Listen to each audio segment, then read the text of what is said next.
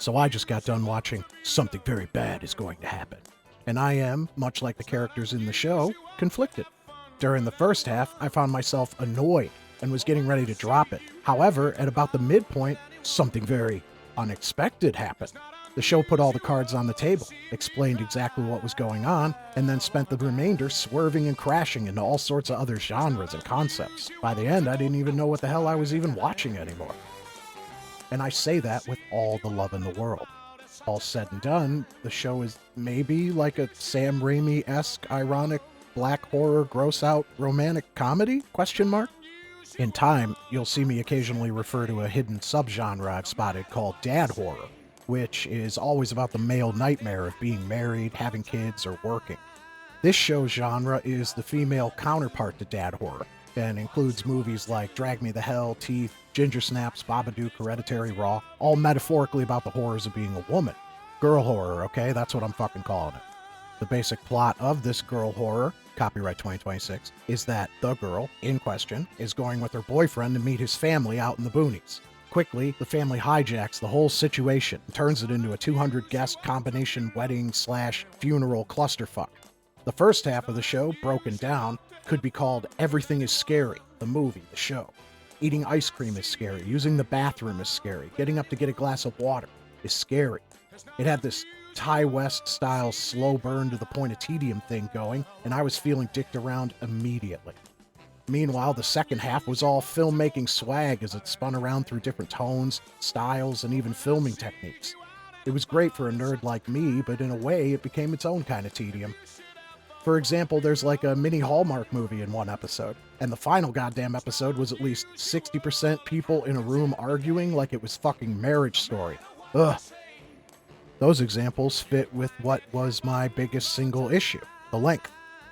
One day, I'm going to do a video about Netflix's live-action Cowboy Bebop show, and spoilers, it's going to be about how it was sabotaged by one simple truth.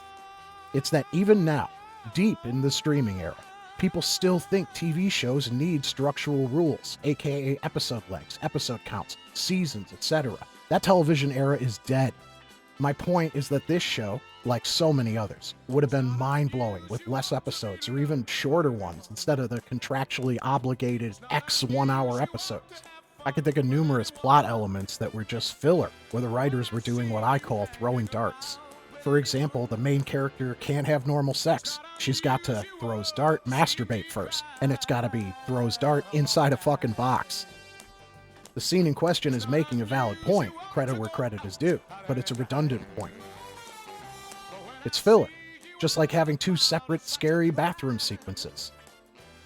My issue with the pacing is typical of long-form media. Most people won't even notice it, but I know there are directors out there who understand what I'm saying. Adolescence was 4 fucking episodes, okay? Just a guess, but whether or not someone else likes this show is probably going to hinge on how they handle the explanation in the middle or the payoff at the end, because craftsmanship-wise, it was legit. The only thing I know about the creator, Haley Boston, is that she's got a cool-ass name, but I would definitely watch any other project she or her team has done. Likewise, the performers were all killing it. While Camila Marone hard-carried this shit, I actually walked away liking the 3 siblings, played by Gus Burney, Carla Crome, and Jeff Wilbush, even more than the main character or her stupid boyfriend. By that same token, this is now the 3rd time I've seen actor Zlatko Borish swagger his way through every scene he's in. He was great. I also really love the maze-like isolated rich people house where the show took place. Something about the camera work plus the setting just helped lift so many scenes. Another positive is the music, which is used, let's say, very strategically. And to great success. I probably won't watch it again. My girl hated the ending, but the uniqueness and the quality of work is just impossible to deny.